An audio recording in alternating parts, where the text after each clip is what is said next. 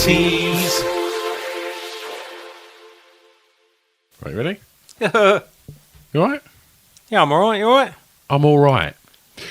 So, we are talking April 1981. Yeah. So I would have been... What birthday would I have been celebrating in 81? 8. 8. Really? Yeah. Do you know what? Looking like through some of the stuff that we can look at, it is quite scary, like, that you do remember so much stuff from when you're 8 years old. Yeah. Blimey. How's your week been? How's your month been? Yeah, I'm fucking fed up of lockdown. Just want it to end. Well, it's ending soon. How's yours been? It's been all right. It's like, yeah, much the same. You had a birthday on your hardcore listing podcast, didn't you? Yeah, 4 years old. Like, so yeah, got to. Well, we didn't really do anything. We spoke about. We done a little sort of celebratory episode where we spoke about top 5 guests we'd like to have on. So we done that. Where was I? You've been on, so you don't count. Oh, all right. Like, yeah. So we had like kind of like the best ones that we could possibly want to have on. So yeah, but I don't know. It's a little anniversary. I suppose you just got to grab all the little kind of highs you can at the moment, haven't you? Fuck yes. Yes. Yeah. What do you want to start with today? I mean, we've got films, TV, some kind of moments in history, charts.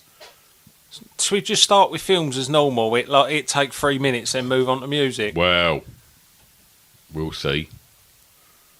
April the 10th, 1981. Yeah. Yeah. Star Wars. No, that's a mistake. Star Wars was 1977. 77, wasn't it? Why is it in there? Just don't fucking go on Movie Phone. They give you false information. That's probably when it come out on Betamax. Why? Do you know what? What's annoying is, right, I know full well that Star Wars come out in the 70s. Why was I so convinced? Your dad had already been in The Empire Strikes Back by this point. You was probably creaming the royalties in by this point. In which case... That's how you afforded that Millennium Falcon. In which case, films is probably going to take about a minute. Why? There's 2 sites I went on Star Wars was on there. Is your chair always that squeaky? Yeah. Well, always? Yeah. All right. Well, you have to have something that annoys listeners. Normally it's, like on the other ones, it's eating crisps, but we've ate the crisps, so we've done that pre-pod. I feel a bit embarrassed now. We'll just edit it out. I mean, I'm going to be editing it, so we won't. But no, I know. Like, I've literally come round today, showing you me new Star Wars posters that are framed on the wall, me new Star Wars retrospective toys that I've been buying. You had... that's what the... We'll see. Yeah. You had 25 minutes on Star Wars. I literally was going to go in, and it's like, what would have happened on April the 10th, 1981 then, for Star Wars-wise? Come out on Betawix. Must have been something like that. Oh, fucking hell. There's not a lot else. Escape from New York. What was Escape from New York? It's Kurt Russell, right? And I believe the soundtrack was it Moroder? Let's have a little look. The chair does seem more squeaky than usual. It does seem more squeaky, and that's why I mentioned it. Let's have a look. Click on there.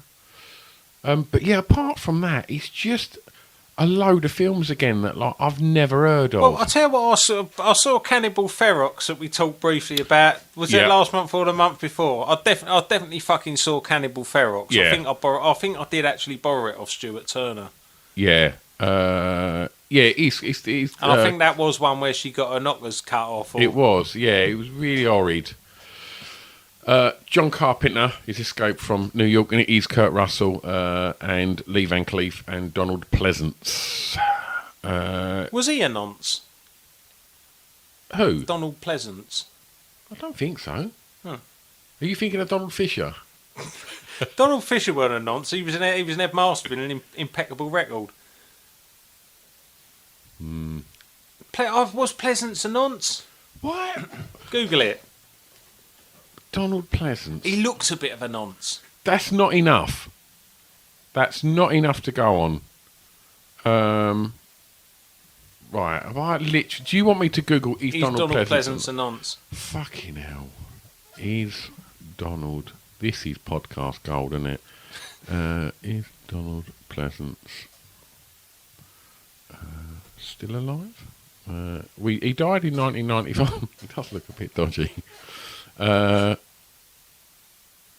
It's like Arthur Mullard. He died, and then it all come out after his death, didn't it? Legacy. I mean, oh blimey, he's made a lot of films. There's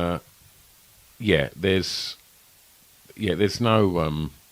He was married 4 times, but yeah, there's nothing to suggest that he done anything inappropriate. Well, this can be the podcast that exonerates people that have had their names tarnished by you.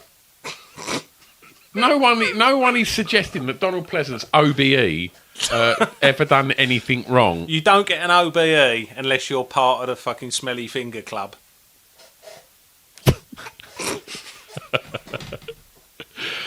Oh dear. It's true, and all them people with OBEs and fucking MBEs and your sirs, they're all either at it or they're turning a blind eye. Is that the kind of rules at the clubhouse? Well, I think it is because would you have if someone offered you one? Would you have it? No. Bollocks. No, not for a fucking minute. I fucking hate the establishment. I know you would. You're like fucking Gary Barlow, sucking every fucking dirty cock that comes your way to try and fucking get there kneeling in front of the Queen. Do you know what? Like, I mean, it's a problem that neither of us are ever going to have to deal with. No, exactly, yeah. But I don't think... I don't know. If someone said, do you want to be knighted? Or, like, you know, have, like, letters after your name, like an OBE or an MBE. It's bollocks, and I hate everything it stands for. But it'd be a nice little kind of conversational start, wouldn't you it? corporate cunt, I'm going home. But you don't get all that without standing there in the corner room while a load of fat men go through some fucking 14-year-old boy who's off his head on poppers.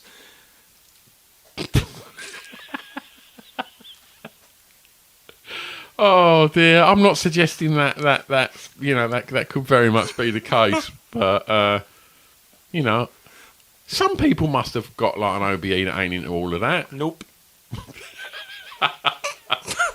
Fucking hell. Oh, Daley Thompson didn't.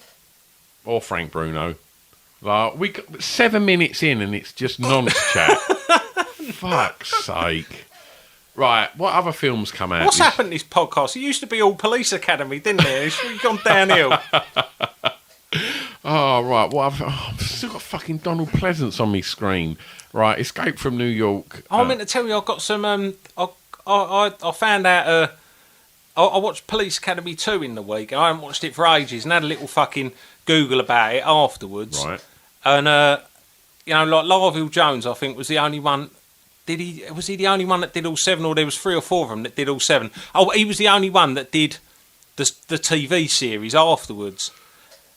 Was there a TV series? Yeah, but I think it was like an animated series. Oh, and then, yeah. And then I found out from that there was some little fucking like figures. Yeah, so I went on eBay and got Mahoney and Larville Jones.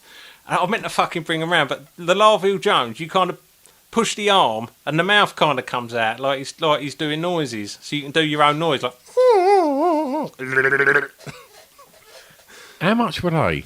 And only like fucking £7. I mean, they ain't got the weapons and stuff with them, but they was only like £7 each. And you think, might as well fucking do it. Oh, I'd love a little Mahoney figure. There's a Hightower one as well. Is that like an Action Man size? Yeah, the others are all like 10 centimetres, and that one is like 3 foot. Oh dear! I got in my daughter's car the other day because she's learning to drive, so she's got this tiny little KA. And would you rip the front seat out? And literally, as I got in, like Carol was like, it was like watching Hightower get in the car, because where she'd had the seat forward as well, I sort of got into it before moving the seat, which, you know, move the seat first, it's a lot easier, but I didn't. I was just being lazy, and I just got in, and she said it was the most ridiculous thing I've ever seen. Do you know what? I've said it before on this podcast, but just looking at like the all the covers of the films that come out in the early 80s, the cover art is so good. Yeah. Like, there's one here called Savage Harvest. First they prey on human fear, then they feed on it. It looks like it's a film. There's a woman not wearing a bra, wearing a white shirt, which she's probably only got one button done up, with a lion about to savage her. But the actual artwork looks brilliant. Like, one of the things I read about Police Academy 2 was, on the cover of it, there's you know, all your usual, you know, your fucking Hightowers, your Mahoney's, your Larville Jones, your Tackleberries, your Lassards, and then there's just some random blonde bird who ain't even in the film, because in the 80s you had to have one on the film poster. Wow. It's like William Callahan. No, it was not, like, because she weren't in the second one, because I think she got up the duff or something, so I couldn't do the film. But yeah, it was just some random blonde bird. Wow. I'm going to start doing that in my albums, just like just as an excuse random to hang blonde bird around on the blonde birds. Yeah, I mean, I don't know. I did find another film. Go on. Gregory's Girl. Oh, bloody hell! Which I've never actually fucking seen Gregory's Girl, but it's always been one of them ones that I've really wanted to see. But you know, you're just a lazy cunt if you kind of one of them people that says, "Oh yeah, it's one of them films I really wanted to see when everything's fucking available." But no, I still haven't seen it. But it's got Claire Grogan in it. Yes, it has. Yeah, I haven't seen that since I was young, and I literally looked for it on Prime the other day, and it's one of them ones that you still have to pay for. And it's is it? Oh, I can't justify that when there's loads of other shit on it. No, just have a wank over on YouTube, like on Top of the Pops. I know. Oh. What was your favourite Altered Images song? Don't Talk to Me About Love. Yeah, it's got to be, isn't it? Yeah, I think that's fucking brilliant. I could punch someone in the face if I heard Happy Birthday again. Boo, boo, boo, boo, I'm just not having, like, and Stevie Wonder, I'm not having a song that's called Happy Birthday that's not just the traditional Happy Birthday song. So, well, should we talk about Stevie Wonder then? Because I think everyone has an issue with that song, right? Because nobody can diss the fact that Stevie Wonder has made... I'll tell you what, I know that Stevie Wonder's in the top 10. Should we just save this until we get to music? Because I want to talk about Stevie Wonder. All right then, yeah. So let's keep it on the films. I mean, I would suggest watching Gregory's Girl. It's a proper... I do want to see Gregory's Girl. Put your hand in your fucking pocket. You can spend money on wouldn't. on fucking Mahoney figures. Can I come round here and we do £2 each? No, I don't want to be fucking sitting next to you with your fucking cock in your hand watching Grogan. I'll put a pillow on my lap. I would not be happy. All right. Well, look. Let's talk records. There's a new number one. What's the new number one? It's the Fizz, mate. Oh, right, yeah. Yeah. You gotta speed it up, and you gotta slow it down. Was you, who did you fancy, Cheryl or Jay? I actually fancied Cheryl. Yeah, so did I. Yeah. Yeah. Weird that, though. Yeah, why? Hey? Well, I don't know, she's got a bit more about her, Jay, hasn't she? In retrospect. Yeah, I don't know. But, I mean, it's weird, because they'd obviously... We should also... I guess they won Eurovision in this month. They did, yeah. Yeah, and I mean... Has there been... I mean, we're pretty hard up for achievements in this country, aren't we? Because people still dine out on that, don't they? Well, yeah, it's because the only good thing that's happened since we won the World Cup was we won Eurovision. Eurovision, Torval and Dean. Is that it? What else have we done?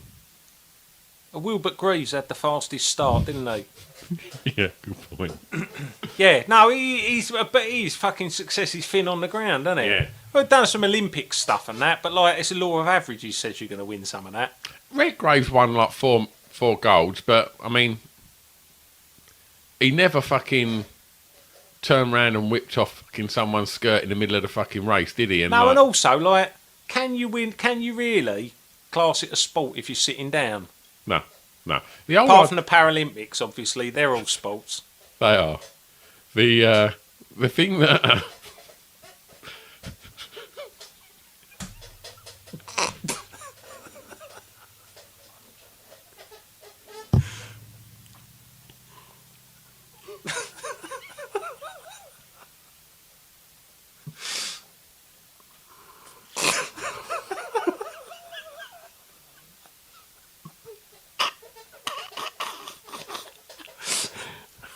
Oxide.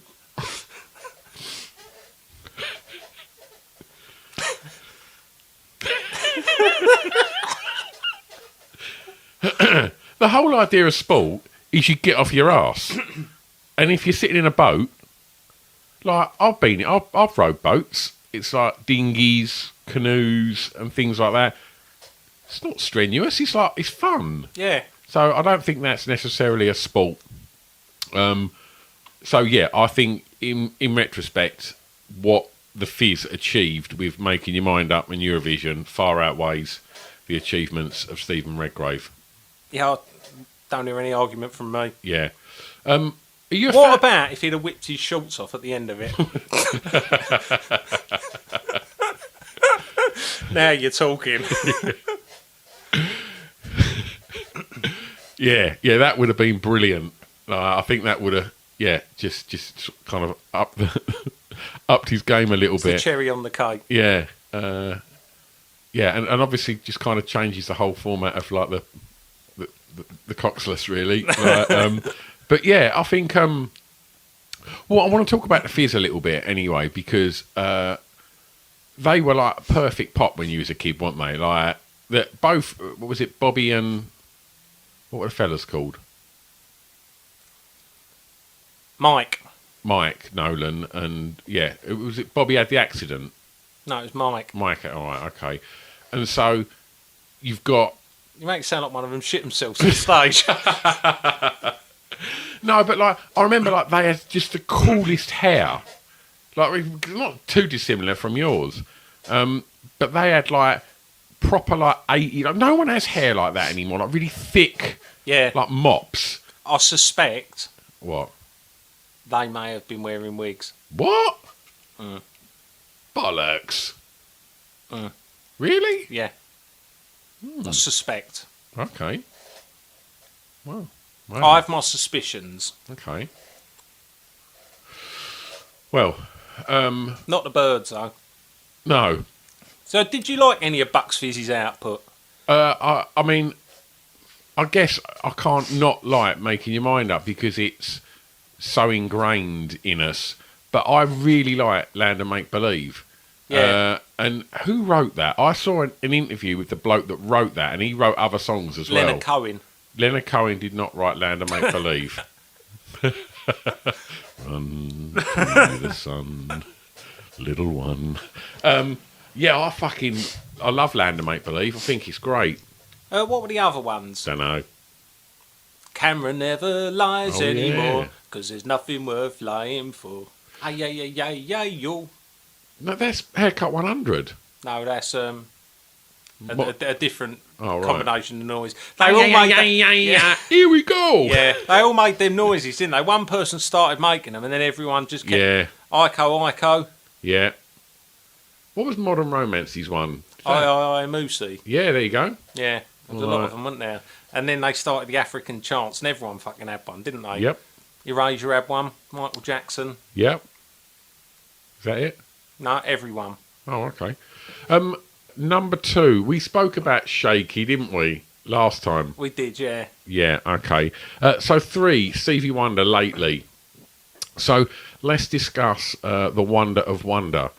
That was so Partridge. Did you have that ready? No. I'm going to come around and check your notes. I mean, what's your favourite wonder? It would have to be. Yeah. Is it Superstition? Yeah. Yeah. Oh, I think there's better ones. Oh, do you reckon? Because I don't know.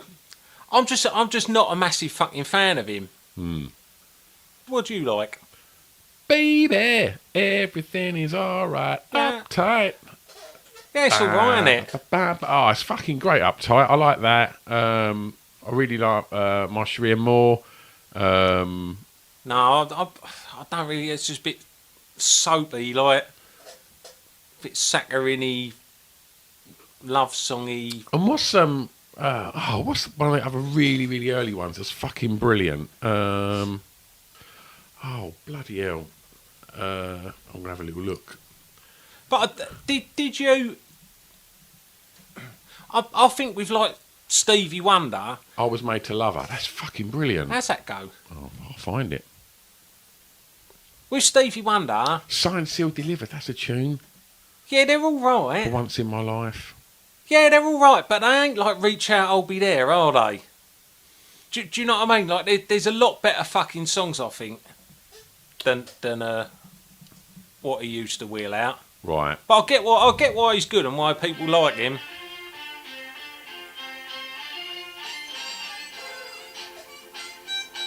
So good. It sounds like the theme tune to Sesame Street. God, Jamiroquai was not shy of ripping this off, was he? So, what's your problem with Happy Birthday? It's not the Happy Birthday song. It's stolen the words from the Happy Birthday song. Yeah. And put them to just some fucking random tune that's Yeah. not Happy Birthday. Like, when it's my birthday, I want people to sing Happy Birthday to you, Happy Birthday to you, Happy Birthday, dear cunt, Happy Birthday to you. I don't want Happy Birthday to you, and I don't want Happy Birthday, Happy Birthday.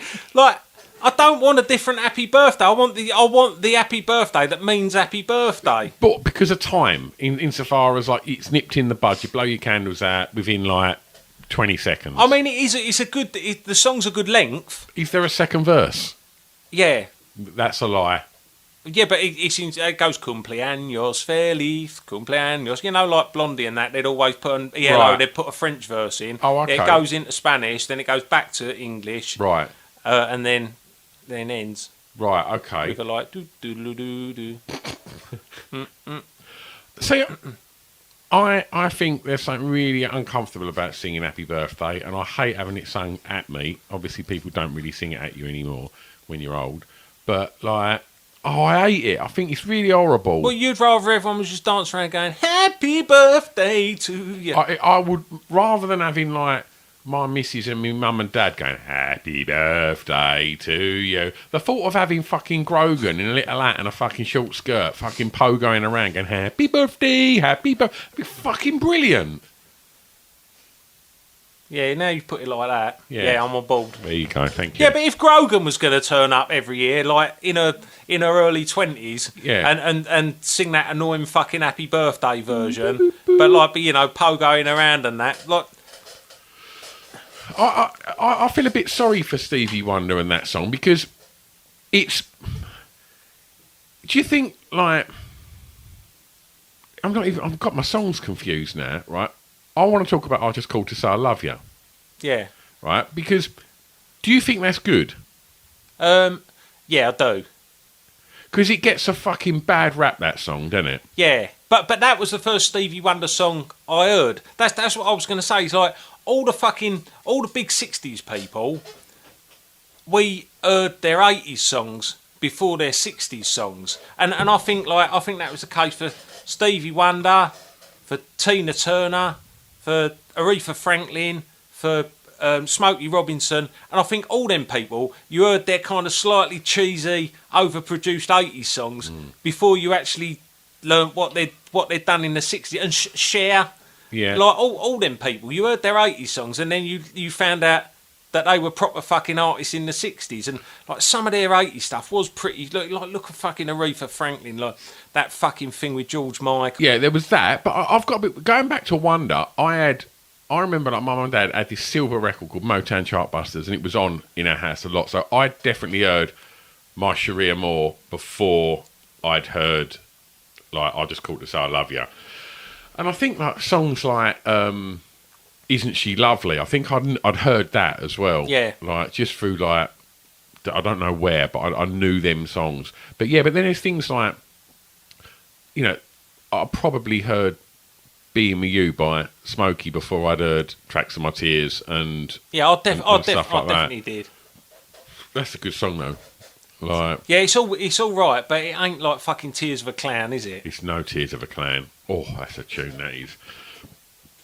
What was the Temptations? Four Tops, Loco in Acapulco. Yeah. And but they already had like was Reach Out I'll Be There was used on a fucking Right Guard advert That's or something, right, wasn't yeah. it? And was kind of re-released and got back in the charts. Temptations, Treat Her Like a Lady. I don't know if I really like anything by the Temptations, do you? I know you want to leave me, but I refuse to let you go. Oh, I Ain't Too Proud to Beg's a fucking tune. Bom, No, I asked about it. bom, bom, bom, bom. Papa was a Rolling Stone. Oh, sorry, right. Oh, I'll take that back. Yeah. This podcast is basically me correcting you. Well, you know, I think the listeners will be the judge of that. What was the load of shit you fucking... No, this podcast is the listeners correcting you. Paula Radcliffe shit herself on the London Marathon. Thank you, Seaside Wolf. Also, I've had a letter. Oh, no. I've had a little message come in, which I thought I was going to text you and mention it, and I just thought, no, I won't. I'll wait till we're recording. You'll like this. This is from KGB. Hello, I've just listened to the March 81 episode of Acceptable in the 80s and got to the bit about Dusty Bin. This is mental. Listening to it made my blood run cold. Not sure that's the right phrase to use, to be honest. We had one of those knockoff furry ones in the 80s, and we used to keep toys in it. It was brown, red nose with a black furry lid, probably from a market, the same as what we had. Back then, I shared a room with my brother, and either late one night or early morning, I remember him getting up, walking over to it, removing the lid and pissing in it, and then getting back into bed before I shouted to tell Mum.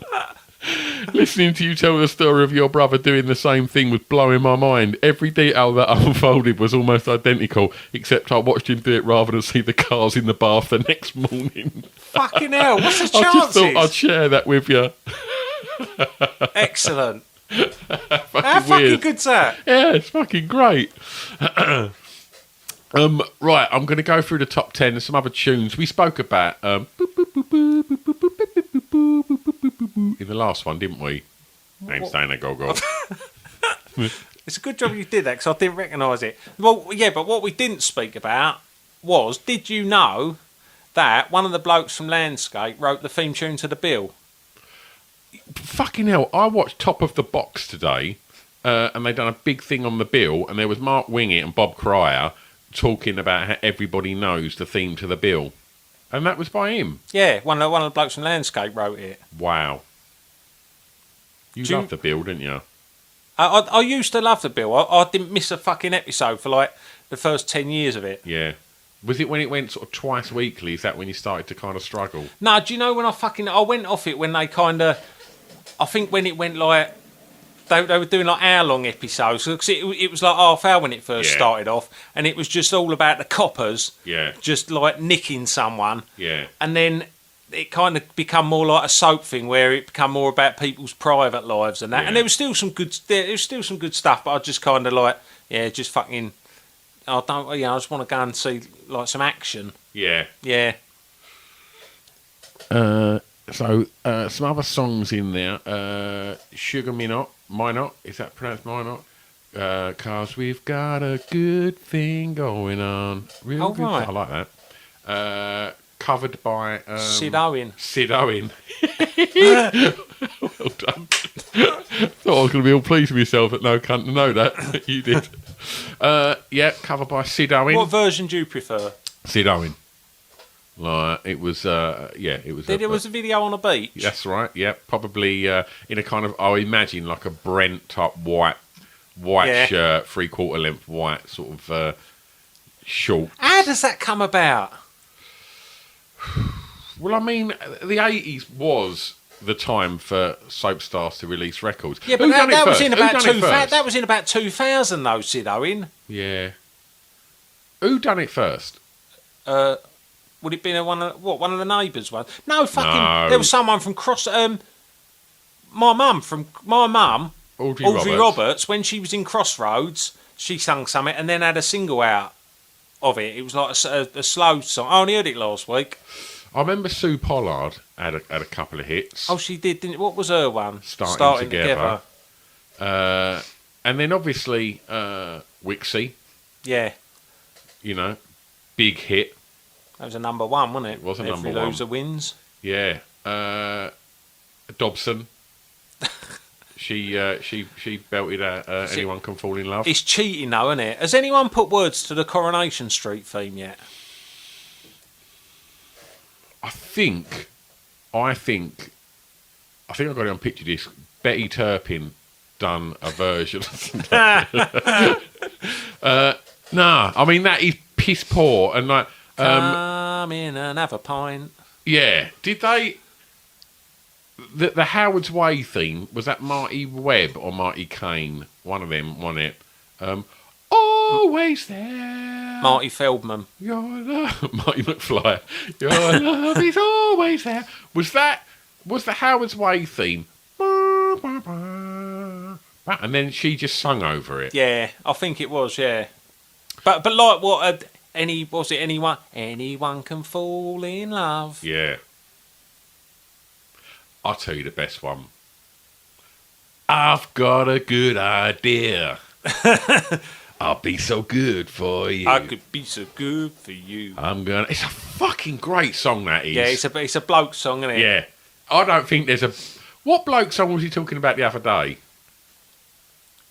I think we actually mentioned that as a bloke song on one of the first episodes. We were talking about Chaz and Dave being music for fellas, weren't we? Yeah. I could be so good for you. I don't think there's a more of a fucking bloke anthem than that. The song wears a brown leather jacket, doesn't it? It don't wear a brown leather jacket. It wears a brown leather. Don't even need to say jacket. Oh dear, Terry McCann. I mean, he was just a bloke, wasn't he? Yeah. Jacksons were in at number 8. Can You Feel It? One of my favourite songs by the Jacksons. I like that one. Yeah, I like that one. That's the one where you start to realise just how good Michael Jackson's voice is. Because they're all doing their little bit that all sounds really nice. And then he does the whole, the children of the world. And it's like, different level. Oh, now you've said about the children of the world. We're not going to be able to let that go, are we? In at number 9 was The Whispers. It's a love thing. I'm not a big fan of that. I thought you'd like that. It's all right. Lynx at 10. Intuition. I'm not being racist, but I can't tell Lynx apart from Imagination. They were like kind of in the same gang.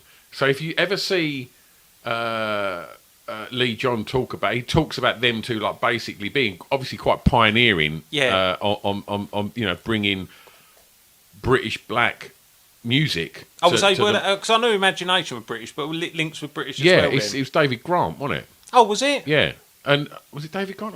David Grant and was Junior Giscombe in Lynx? Oh, I don't know. I think, maybe Junior Giscombe was in Lynx as well. But,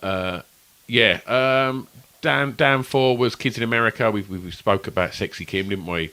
And then, like, the rest of it's just Toya.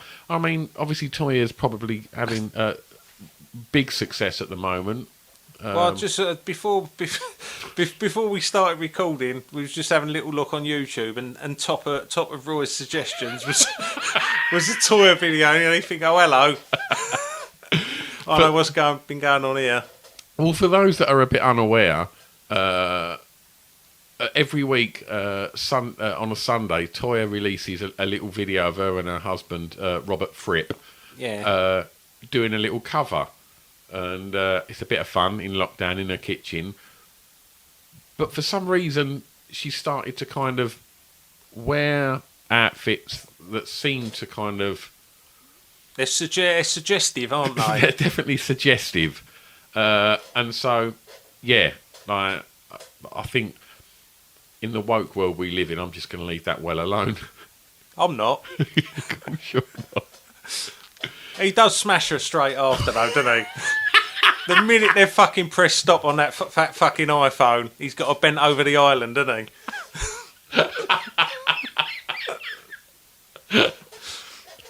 Yes. Oh dear! Right. Did you see Attention to Me by the Nolans? I don't know that. Give a little bit of attention to me. I don't think I know that. Oh, well, it's in the charts there. I had it at number... Oh yeah, it is. It's at number 14. Yeah. I mean, but again, before we started this, I showed you the video of the Nolans in what I imagine was probably about 87, 88, doing a cover of Panic by the Smiths. It's horrendous, isn't it? It's well, your exact words were, it's shit. And it really was shit. It was for people... That got on TV, though. I know. How did it get that far? I've absolutely no idea. Like... What do you prefer, them doing Panic or Barrymore doing Backstreet's Back? That video of Barrymore doing Backstreet's Back is... It's amazing, isn't it? Yeah. I'm quite speechless because it's... He's not mucking around. No, he feels good doing it, doesn't he? Yeah. That's what makes it one of the most unpleasant things you will ever watch.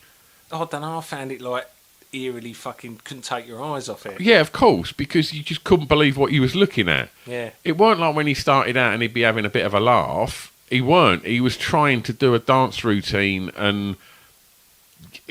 Yeah, I mean, I'm glad that television's moved on. I just liked him singing Am I Sexual? And we were like, well, that might have been the problem. Backstreet's Back passage.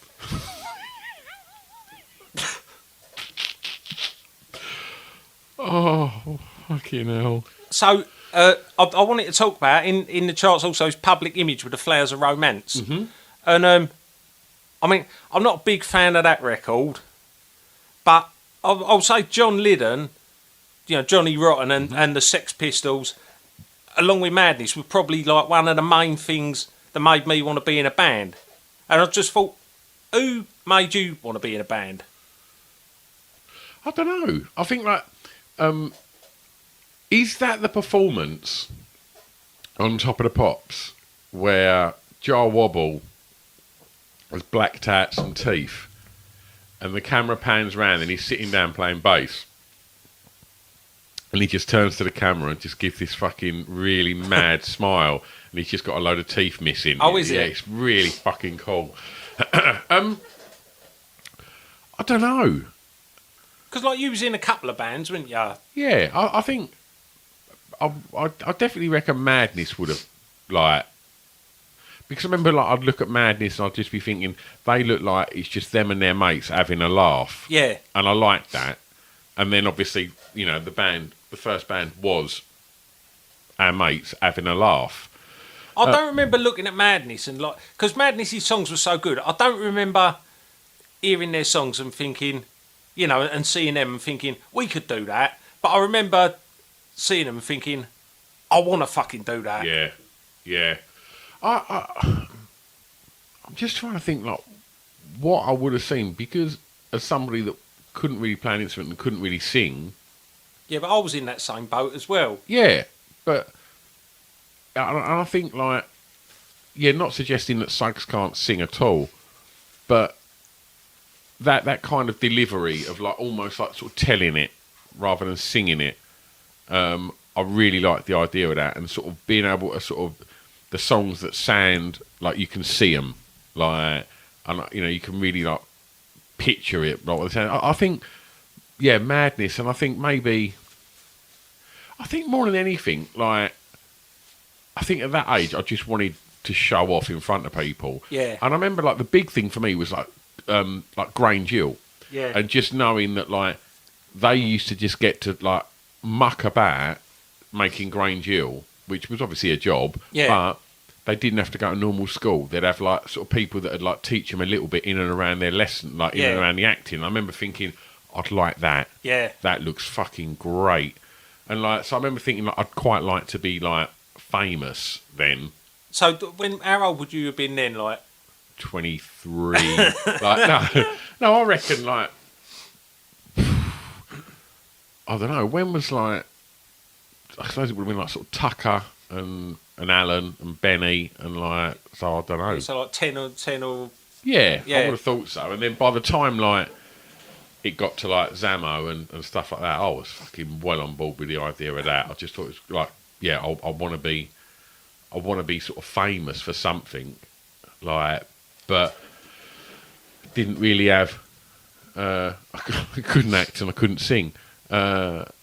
But yeah, I don't know. I couldn't really pick a band. I think off the top of my head, maybe with a bit more thought, I could. But maybe the Beastie Boys as well. Like hearing "License to Ill" and it just being like again a load of lads just fucking around. Yeah. You know, just showing off and being rude. Yeah, like I remember kind of being over the field and like reciting lyrics for it because you couldn't believe that it had the word porno mag in a song. Yeah. Like. So, I'm going to talk about some TV shows. One of the shows that was on, Sorry. Remember that? Yeah, well, Ronnie Corbett. Yeah. He's like a man-child, isn't he? Living with his elderly parents. Yeah. I remember thinking I was meant to really like it and not really liked it. But what that made me think, I'm going to find a tenuous link here. When do you think you really not wanted to say sorry and had to say sorry?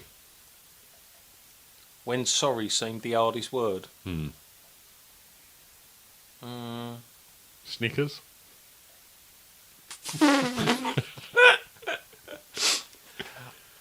I think I said sorry quite quickly. I don't think I've ever really had a problem saying sorry. I mean, I'm sure you'll probably think of half a dozen instances where I have been unable to say it.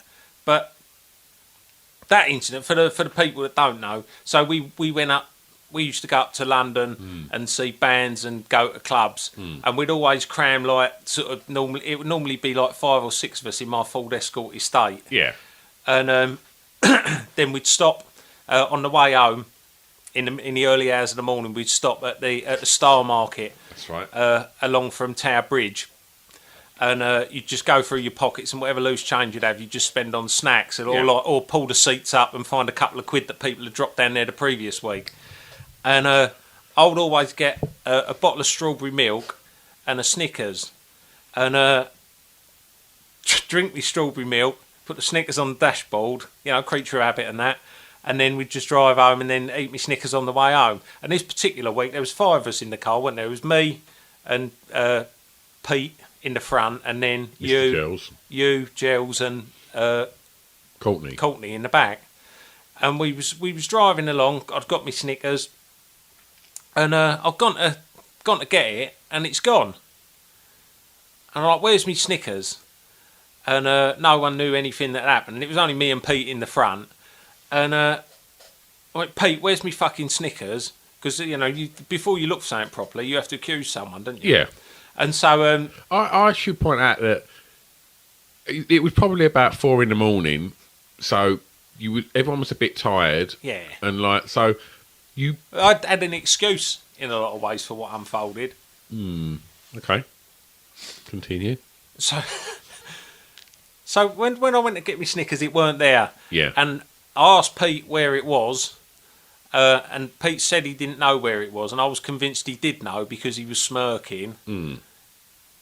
And in retrospect, he might not have been smirking, or he might have been smirking about how angry I was in not being able to find a Snickers. But I took that to mean that he'd taken it and had hidden it to wind me up. Yeah. But he was adamant that he hadn't. Yeah. But started laughing at me and going, "You're mad, you never got one." And so I got the red mist, and I said, if you say it one more time, I'm going to pull over the car and you're getting out. Yeah. And he went, you're going mad. And so I pulled the car over on the Canning Town flyover, and he went, I ain't getting out. And I said, yes, you are. And I leant over and undone the door and shoved him out. And then I went to drive off, and Gels went, you can't just leave him now. If you're leaving him there, you're leaving me there as well. I went, right, fucking fine then. And you and Courtney were being quite quiet in the back. Very quiet. I was thinking, look, I'm all for one and one for all, but I ain't walking home from fucking Dagenham. And so Gel got out, and then he tried to hold the door open for Pete. And I went like, fuck off, and I sort of reversed the car a bit, and I didn't realise Pete had kind of come running up, and I hit him, didn't I? Yep. And he's going like, oh, and you went, you can't just fucking let him. So you got out at this point, and Courtney was being really quiet, and I think Courtney sort of had to get out, didn't he? Just for listeners, they're obviously just realising what a fucking knob you was. You run someone over. It was very late at night, and we were all tired and irritable. We're all tired and irritable. But I'd run over me mate basically for a chocolate bar. And then I've just gone to drive off. I can't remember whether Courtney was still in the car, but I've just gone to drive off, and Gels jumped on the roof. Yeah. And I'm going down the Canning Town flyover, like that, down the fucking slope bit, and Gels just appeared in front of the windscreen, like waving his arms around like fucking Frank Spencer. And he's like gesturing, and I'm going like fuck off, and I put the windscreen wipers on to try and get him off, right? And because I'd completely lost the fucking plot by this point, and he started pointing, and I've sat up. And there's my Snickers like on the top of the dashboard, like where you couldn't see it, because I was where I was tall. I was always quite reclined in my car. Yeah. But when I sat up, I saw the Snickers there, and I realised that I'd been wrong. Yeah. And so you hadn't really looked for it. Well, it does. Yeah, it's not about whether I really looked for it. It's about I realised I was wrong, and so I pulled over, and Jill ran back up, and you all come down, didn't you? Helping Pete hobbling along. And everyone got back in the car. Quite quiet, wasn't it? It was quite quiet. And Pete got in and just fastened his seatbelt up. And I went, Pete, I'm really sorry. I found it on top of the dashboard. And Pete just looked at me and went, you cunt. And he didn't say another word the whole way home, did he? Do you know what? Like, it is weird. Like, you think of that whole scenario now as blokes in their 40s. If someone had done that now, you'd never speak to them again. But the next day, we was already laughing about it, weren't we? Pete weren't. It took him a couple of months, didn't it? Like, but we say that, but like, obviously, every time we see Pete, we do still mention that, and there is always a little kind of glint in his eye where he probably just thinks, "You cunt." Yeah, I always look at him, and there's something in the back of his mind that he hasn't got revenge for it yet, and I know he's gonna do something one day, and I don't run over out the blue one day. I don't fucking blame him. What a cunt. Yeah, that was. If there was ever a sorry owed, it was right there. But I said sorry. You did, yeah, but you'd already run him over. I'll tell you another time I said sorry. Was I ran that bloke over on a zebra crossing. Stop running people over. I was going up to see the Bee Gees at the Business Design Centre at this Capital FM Expo. They were just doing like a little acoustic set, and I was super fucking excited about it. And my the girl I was seeing at the time, you know, because you're young, you don't really fucking do anything. So I said, I'm going to drive up to London and find out where the venue is where I'm going to see the Bee Gees next week. And I know that show will be a good time. Yeah. So we drove up and was driving along Upper Street in Islington. And I've seen where it is. And I'm like, oh, that's it. That's where I'm seeing the Bee Gees, right? And as I've just fucking looked in front of me, it's gone, dunk! This bloke's gone up onto the bonnet on a zebra crossing, right? And then just fucking rolled down and just disappeared. And, you know, you think, oh, fuck it, I've run someone over on a zebra crossing. And then he's just appeared from below, like, from above the bonnet, right, with his headphones all askew like this. And he's just come round the window and got like, I think he went, "You fucking cunt." And I went, I'm sorry, mate. I'm going to see the Bee Gees. Why did you say that in the style of Frank Spencer then? I'm sorry, I'm going to see the Bee Gees. But I was really fucking super remorseful because I thought I've really hurt him. Yeah. And you know, like, I went, "I'm really sorry," and I've just reached in my pocket, like, because I thought I've got to compensate him in some way, but I only had £1. And so I went, "Have £1. And he went, "Fuck off." Like, and just... Have £1. Fucking hell. I mean, how offensive's that? You've just run him over. Your life's worth £1, mate. Yeah. Have a nugget. No, he was all right. Yeah. I didn't hit a person, but I hit a car at a zebra crossing outside the library in Grays. And I had Pete in the car then, actually. And we was driving along, and a rather attractive young lady was walking along the side of the road. And Pete went, "Whoa, look at her." It was Pete, yeah. Because, I mean, you'd never have done that, so... No, I was just led astray. And so, obviously, I turned to the left to see what he was talking about. And then at that point, someone had crossed the zebra crossing, so the car in front of me had stopped. So I just smashed into the back of the car. And I was like, "Oh, no." And the fella got out and he was really angry. And I was just doing... It was like that scene in the in-between. I was like, "Sorry, mate, sorry." It's like... I can't argue my way out of this. Like, I had a really weird one the other day where I was out running with my dog, and I had my headphones on when I run. Yeah. And I was just running along, and the dog was sort of running behind me on a lead.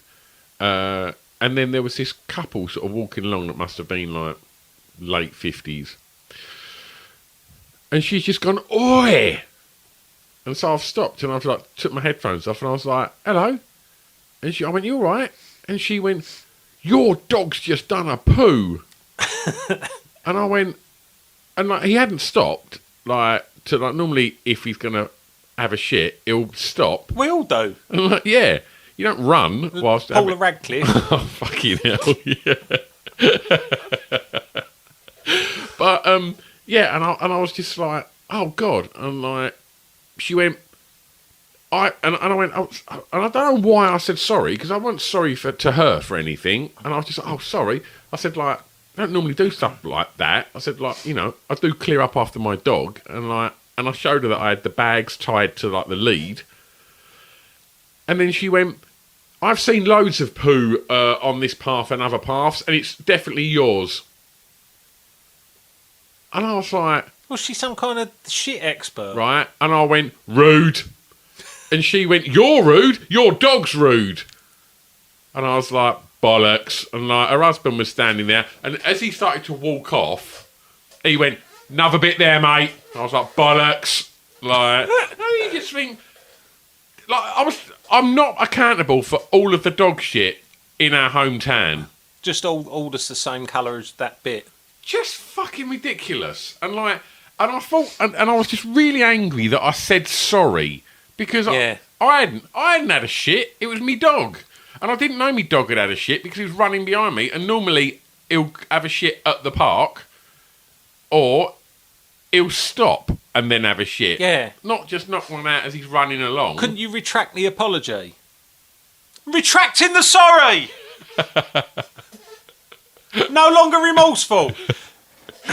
Have you found yourselves in situations where like where you've kind of just sort of apologised for something and then like as you've just walked off, you thought, "Actually, no, I'm not leaving that alone there. I'm just going to go back and just add something else to it." Oh, hold on. I did want to I did want to while we was talking about it, I did want to say, do you remember when we hit that old lady in the car, because there were some attractive girls at the bus stop on the way to Southend, and we were leaning out the windows, going like, "Oh," you know, like Sid James and Bernard Breslau, just hanging out the windows, shouting at those attractive girls at the bus stop. And there was an old lady in a Mini, like, slammed the brakes on outside the post office in Eastwood or fucking... Who was driving? Me. It was right. in my Escort. And we've just gone crashing into this old lady's car. like hollering out the windows at these girls, and we had to pull over and swap details with the older. And she was really fucking nice about it, and I went, I'm really, really sorry, and then just like paid her outside the insurance and stuff. It didn't do loads of damage, but it was embarrassing because you was never going to pull anyone after you shouted out the window. We weren't going to pull them anyway, just shouting out the window. No. Oh dear. Like, I mean, you weren't. Obviously, it was just me shouting out the window. Yeah, I wouldn't have. Like, I would have just been sort of smiling and like just kind of probably more interested in sort of just engaging in a decent conversation. Where you would have been probably shouting and effing and jeffing. Smooth operator. Right, some other things that were on in this month. Game for a Laugh. Did we spoke about that? No, we haven't spoken about Game for a Laugh. Did you? I think I used to like Game for a Laugh. I remember. Apparently, they offered it to the BBC, and they said no, thank you. They thought it was a little bit too rude, so ITV snapped it up. So it weren't a BBC show, though, was it? Like, no, but I mean, it introduced us to Jeremy Beadle, Sarah Kennedy. Now, is she like a radio? Yeah, DJ, the radio DJ, isn't she? And the Kelly brothers. Yeah, I mean, are you sure they're brothers? Because they've got the same surname and they're on a show together. You do the maths. Yeah. The Mitchells. Well, they're not brothers. Yeah, all right, yeah, okay. Just one sounds more Irish than the other. Adopted. All right, fair enough. Okay, yep. Introduced us to the Kelly brothers, Henry and Matthew. Obviously, Henry went on to major success in The Heat Is On, when you're going for gold. Yeah. Matthew Kelly, obviously... The Rumours. Never proved. Went on to do Stars in Their Eyes. Yep. Yeah. And I remember... Just rumours. Tonight, Matthew, I'm going to be, Cleared.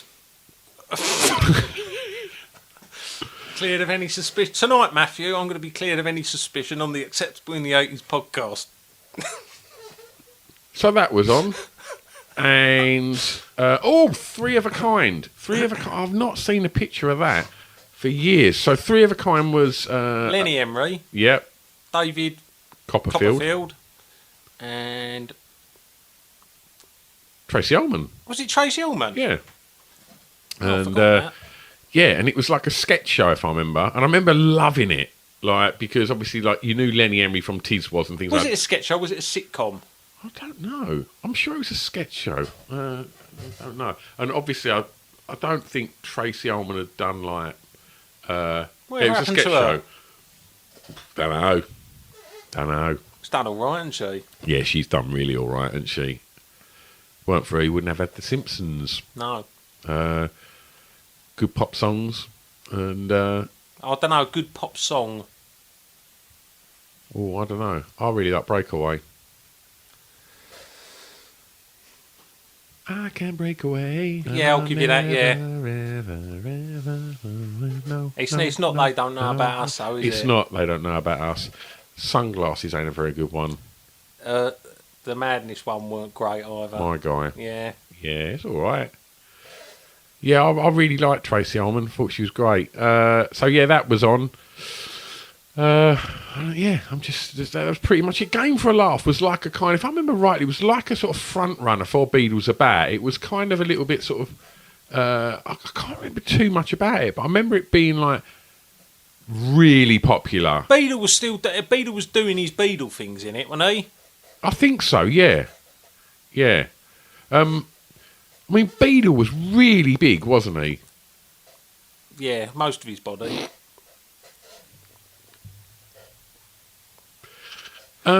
Right, so just having a quick look. I'm not going to go into the TV listings, but just a few things. Obviously, yeah, Game for a Laugh. It was on the Saturday night. Wurzel Gummidge. I used to quite like Wurzel Gummidge. Did you? Yeah. Do you think like you used to quite like stuff because there was fuck all else on? Yeah, that would have been it. Yeah. because, I mean, at 10 o'clock in the morning, like, Joe 90 was on. And now you think, like, fucking hell, like, that was 1981. When was Joe 90 made? Like, 71? It's the 60s when it Joe 90. Like, yeah, probably, yeah. And you just think, fucking hell, like, why are you putting that old toilet on? Like, but I remember I would watch it. Yeah. Stingray, Thunderbirds, Captain Scarlet, and all of that. It was just fucking rubbish. Puppets. But then again, 8:35 Sesame Street was on, and that was really fucking good. Yeah, I used to like Sesame Street. I think it was like, 'cause it was American. I think at that point, like, everything in America just looked so much better, didn't it? And it just seemed more colourful. Yeah, I mean, yeah, because you've got America, and then you've got the BBC, and it's all just like, it's stuck in the fucking 1970s. It's all just blokes in fucking brown roll necks. Did you ever have a roll neck? I always really wanted a roll neck, but I never had one. And then I got one. And, like, I remember thinking, yes, my roll neck. And then just, like, within sort of about a year, just, like, realising that only wankers wore roll necks. Yeah. I had a Pierre Cardin roll neck. See, I had a roll neck. It was long after they were kind of casual. Yeah. I reckon mine probably would have been a little bit after that as well. But I remember getting it and then rolling like the neck over. So like on the neck was where the little Pierre Cardin badge would be. Yeah. So I wanted to be like showing that off to everyone that gave a fuck. But I didn't want them to look any further down because my tubby little man tits, it was so tight and it really accentuated my little fucking tubby body. And I remember just like having to then like wear like a jumper over it. And every time I wore that roll neck at like family parties, mum would be like, take your jumper off, you're sweating. I was like, no, I'm all right. I'm fine. Look at the badge, not the moves. Exactly that. No, but that was a look. That was a look, though. Pierre Cardin roll neck, Lyland Scott V-neck over the top. Yeah, I would not have had a Lyland Scott fucking V-neck over the top. I would literally have had some fucking Slazenger. It would have. It probably wouldn't even have been as cool as that. It probably would have just. Paolo Rossi. Yeah, just looking through. Was there anything you wanted to talk about on the TV front? No, I didn't. I didn't even look up TV because I thought you'd do it. Right. So I was just having a little look through. The news stories as well. Oh, they launched the space shuttle for the first time. Can you remember watching that? I can't remember watching it, but I must have watched it. I would have watched it definitely because we'd just got back from America now, and like spoiled. We just got back from Clacton, and. Went back to school, with just like a stick of rock, whereas obviously you probably just would have gone back in with your fucking Mickey ears on. The big hot dog. But I remember it was one of them moments where the trolley with the telly got wheeled out into the hall and we all just sat there, cross-legged on the floor and watched a rocket take off. Yeah. And I do remember thinking, like, wow. But then... did I really know what was going on? They were just getting a rocket. I was probably just thinking, like, thinking about Star Wars and stuff. Yeah. Like, I don't think I'd ever really... I remember thinking the space shuttle looked cool because all the other rockets were just like the ones that just looked like a stick of rock. Yeah. And this one looked It looked like a plane, didn't it? Yeah. And I remember thinking, that's pretty cool. Like, the spaceships that go up into space now, are they still that shape? I have no fucking idea. But they didn't put another space shuttle into space, did they, after the big fucking accident? No, probably not. Yeah. I don't know. But yeah, I remember, like, sitting in school in the hall and I can picture watching that. Would you go into space? Would I go into space? Yeah, like, if it worked out to be financially viable, if it weren't millions of fucking pounds... oh, right, sorry. What, you want to get paid to go into space? No, I mean, like, I will... What? So, would you go into space? No. Why not? It's boring. It ain't going to be that much fun, is it? Well, they might have some really good DVDs and that on the show. I just think it'd be rigmarole, and I just think like oh, you fucking miserable cunt! No. I'd be up there with my Walkman and like ba ba ba ba ba ba ba ba. That is planet Earth. Ba ba ba. Nah, wouldn't it be an experience to see the planet you fucking come from up in the sky? No, send me a picture. Send me a I picture. will. Like, I don't know whether there'd be any 4G up there. like, again, there you go. This is what I'm saying. It's stuff like that I just think, Oh, look, I'm not going to space because I can't check my social media. yeah, you ain't going to get Someone Netflix. might have liked something and I'll miss it. I need that hit. Oh, imagine fucking space selfies, the amount of fucking blue thumbs up you'll get. Fuck's sake. Yeah, I just wouldn't go into space. What are you hoping to get from going into space? Yeah, but it's never been a massive fucking... You're talking now like it's on my Captain Tom's bucket list. Like you know, I have to fucking... No, I'm not that arsed about it. But I'm just saying, if it became commonplace to go into space and it weren't millions of fucking Didn't pounds... say that. Well, like a couple of grand... and you could go into space, then I'd probably go into space. All right. You know... How long are you staying up there?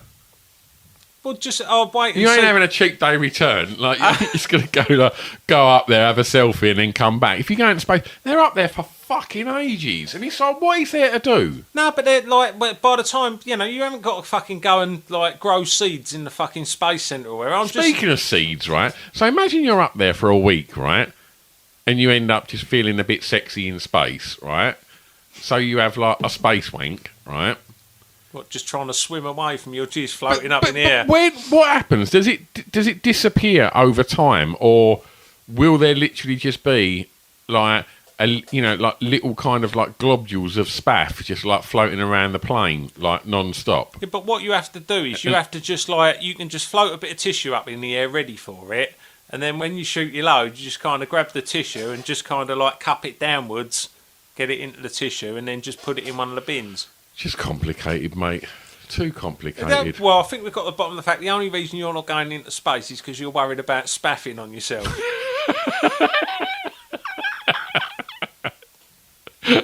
Oh, dear. Well, where's me jizz going to go? Just quickly, obviously it was the Eurovision, and the Fizz won it. Has there been any other good Eurovision songs? Whatever. I quite like, what's Boredom? One step across the round, you could have been there. Could have turned around and turned around. Yeah. See, I like that. There's got to have been some other good foreign ones.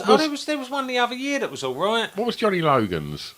Hold Me Now. Hold me now. That's one. Have you seen that sung on the terraces? Oh, yeah. That's a little fucking bottom lip tremor, that. Weird that though, isn't it? Yeah. Yeah, it makes no sense. I like that song. Yeah. Did he have another hit?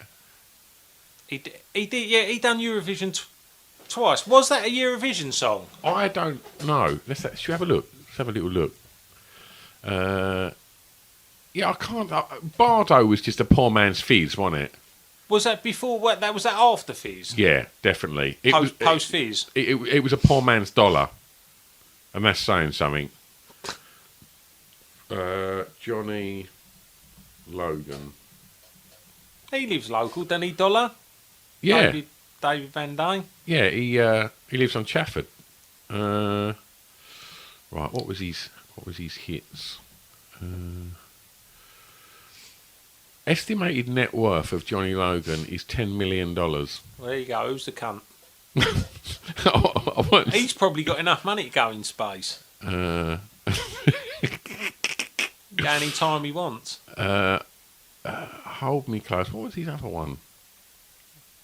That's Hold Me Now, wasn't it? Hold Me Now. Oh yeah, that was Essex, wasn't it? I hated fucking Hold Me Close. That was on the Burton's tape, and you'd have to hear it about 5 times a day. Oh, me close, don't let me go. Oh no. Dog shit. What was that voice then? David Essex. Really? Yeah.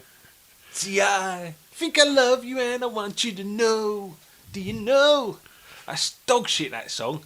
Let's try and have a look on here, because I can't. With your love light shining, every cloud's got a silver What's another lining. What's another year? Don't know that one. We're going to have to edit this bit out. It's just you looking on the internet for something. Yeah. I'll tell you an 80s artist that had some tunes that never ever gets mentioned. Who? Jim Diamond. No one mentions Jim Diamond anymore. Was he like a poor man's Phil Collins? Or am I just saying that because he was like short and bald? So yeah, he was, yeah. You a fan? Wrote the theme tune to Boone, didn't he? Ha-ho, Silver. Got me Lone Ranger. Riding on down. Yeah, that was alright, wasn't it? What else did he do? I should have known better, was that? I should have known better. I like that. I won't let you down. Won't let you down again. That was his band, though, that one, wasn't it? Was it PhD or something they were called? Yeah, that's right, yeah. Do you reckon he was a bloke? Jim's a pretty bloke name, isn't it? He's a diamond. Yeah. Jim, and he's a diamond. Geezer. Yeah. Yeah. Yeah, all right, he can go in the bloke gang. Yeah. All right, well, look, how long have we been recording? By the time we've edited out half the fucking stuff you've said, we've probably got about 10 minutes left. But we're at 1 hour 20 now. I'm just trying to see if there was anything. Oh, yeah, I'll tell you some of the things that happened in April 1981. The boat race and the Grand National. But they always happen, don't they? I suppose so, but I didn't know that happened in April. And so just two things that seem to be more important then than they do now. Or maybe that's just because I'm old. But I remember, like, watching the boat race, couldn't give a shit. No, I don't think I've ever watched a boat race because I've that fucking little interest. Yeah. And what about the Grand National? Like, your mum and dad would have a bet, wouldn't they? My granddad always had a bet on the Grand National, so like, I had a bet on the Grand National. Yeah. But, yeah, I just don't anymore. You ever been in the bookies? Yeah, like a couple of times just to put bets on for me granddad. Yeah. But I've never done bets or anything for myself. Weird, aren't they? That they're like, they're everywhere, and they're like strange little places, aren't they? Yeah. Because they don't necessarily sell anything at bookies. And you go. They do though. Hope. Yeah, the dream. They do. They sell hope, don't they? Yeah, and yeah, broken homes, failed marriages, and despair. Yeah, and I always like every time I've gone in there, it's one of them things like when you go and see a mechanic, I feel intimidated. Yeah, because again, you don't really know what to do though, isn't it? Yeah, I don't know what I'm doing. Someone will say odds to me, and I don't understand it. And I'm like, can I just put like a fiver on that? And even if like I'm probably going to end up, if I winning £1, I want the transaction done and dusted, and I want to get out of there. Yeah. And then I'll just walk out of there like acting a bit hard. I've just been in the bookies and put a bet on. Yeah, you open, you see one of your mates as you're coming out. Yeah, all right. Yeah. Yeah, he's been putting a bloody bet on, hasn't I? Just stuck a bullseye on, haven't I? Like, yeah, don't do that. Same with like mechanics, any kind of environments like that. I get imposter syndrome. I used to fucking hate that going to get a new tyre at the tyre place in Chadwell because they were much cheaper than Quick Fit. You get a part worn at Chadwell Tyres. But you go down and the first thing they say is, what you after? I was like, the tyre for me Escort Estate. Like, what kind? You know, just one of the normal ones that you have on Escort Estates. Oh, no, what size is it? What number is it? I'm like, I don't know. And there's about 5 of them all just crack up like it's the funniest fucking thing ever. Yeah. That you don't know what fucking size your tyre is. See, that's when you should adopt the Joe Pesci Goodfellas approach to things. Like, what one? Ram one, you smart cunt, and then just stick a fucking bottle over his head and then see how much his mates laugh. Because they're all the scenarios that go through my head. But then I'll just kind of like nervously laugh and go, oh yeah, I know, I'm such a fucking wally, and yeah, whatever one it takes, mate, yeah. How much is it? Oh, right, it's a bit more than what I thought, but I won't say that. I'll go, yeah, no worries, mate, I'll just go and get the cash out for you. And then I'll just drive off just feeling like I've just been proper fucking stitched up and embarrassed. Oh, it's rubbish, isn't it? Did I ever tell you about the time that me and Justin had to get rid of all the boxes of leftover flyers from my flyer packs. Nah. So we went to basically I used to do these flyer bags, and then basically at the end of each year I still have like a few boxes of flyers and stuff like left over. So it was like, right, I need to get rid of these, and I could just put them in the bin, but no, I'm going to do the right thing. I'm going to get them recycled. And so there was a place in Basildon, so we loaded like, I don't know, 6 or 7 of these like boxes of like magazines or flyers, whatever it was, into Justin's car. And we went down there, and it was that scenario. Like, you walked into this like big fucking like warehouse, and then there was a massive like fucking sea of like cardboard and stuff like that, and just like 4 geezers just sitting on like plastic chairs, just chatting away, like the blokes at the tip, like that just think that, you know, they're basically the president of that square mile. I remember before we went in, we could see them all there, and I went to just, right, we've got to be blokes in here. And so you sort of walk in. I might have gobbed on the floor before I walked in. Scratch your nuts. Like, and I was just fingers. like, all right, fellas. And they would just sort of look at me as if to say, like, because they know, don't they? You ain't a bloke. Yeah. And I'll be like, it's got like shit in the motor. Like, I'm all right, sling it in now. And they were like, yeah. And so we've then gone back out. And we've both walked in with a box each and just like thrown it into the pile of like cardboard. Gone back to the car, and then as I've walked in, one of them's gone, "Here, mate, lob it right out there. Like, try and get it like, as far out as you can, so it don't all back up." So I went, yeah, sweet, bruv.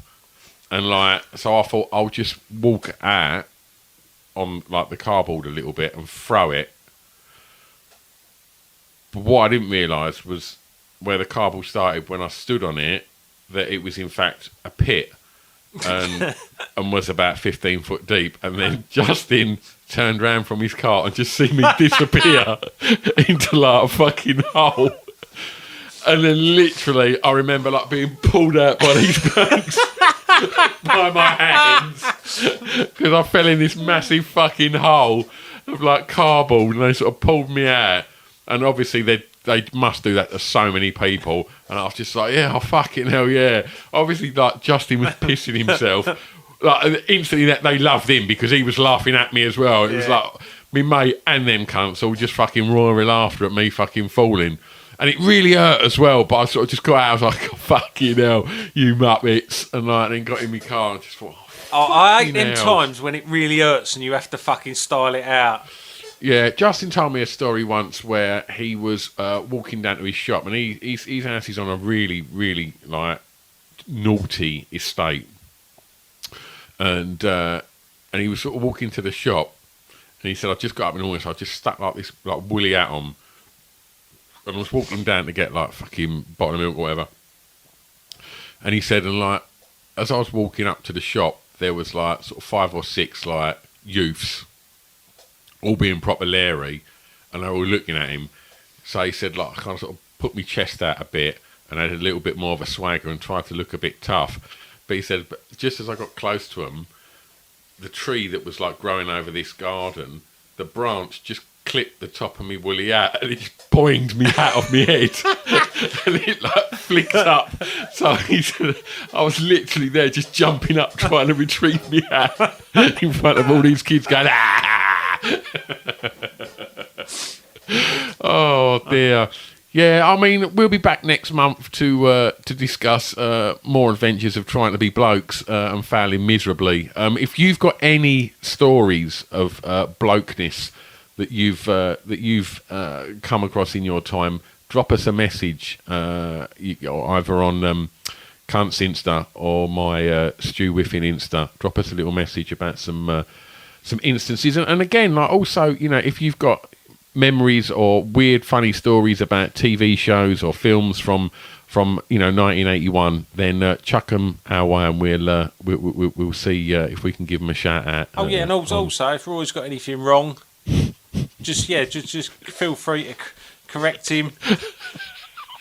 or if there's any time you want to back me up about green lights in the sky or Paula Radcliffe shitting herself, it's always very welcome.